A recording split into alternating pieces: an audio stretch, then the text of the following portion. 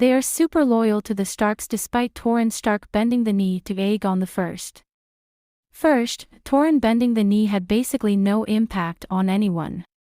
For the most part, the only major impact of House Stark bending the knee was some changes in where their taxes went, but beyond that, the status quo was effectively maintained.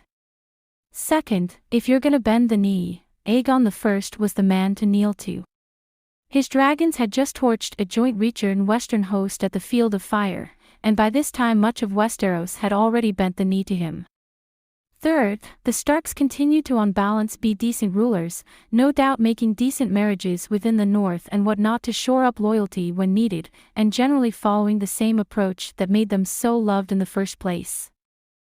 Hey guys, welcome to my channel. Please don't forget to like and subscribe and also click on the notification bell to remain updated. And again, they also bent the knee to Aegon I. Even if people were a little grumpy about it, there's no much they can do about it. The culture in the north is actually very different than other regions in Westeros. The climate is said to be cold and harsh even in the summer seasons. The vegetation and livestock is scarce, the region is not considered to be a rich zone. And the threat of the wildlings and the others don't make life any easier. The main point here is that survival in the north is very hard than the other places in Westeros, and people want stability and protection. The Starks have a mythical lore around them. They have been there for like 1,000 years and the north have withstood various calamities under them. Also many infrastructure development in the north are accredited to them like the Wall and Winterfell. They have been the kings of winter and the king in the north for a very long time. So when a house rules for such a long time it reflects stability and power and ruthlessness which are very essential for survival in such a region.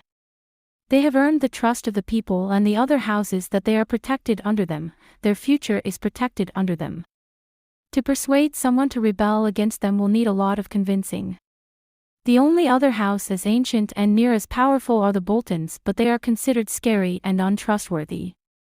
So when you have such an ancient house like the Starks who are essentially treated like the gods in the north, a simple kneeling by a king whose objective was just to avoid bloodshed and genocide generally doesn't have much impact. Torrhen Stark's decision, even though at the time was unpopular among some proud northern knights and lords, was generally considered wise as the time passed. He is generally given as a positive example. So even though Torrhen did kneel, that is really a very small part of history between the Starks and their relationship with the North.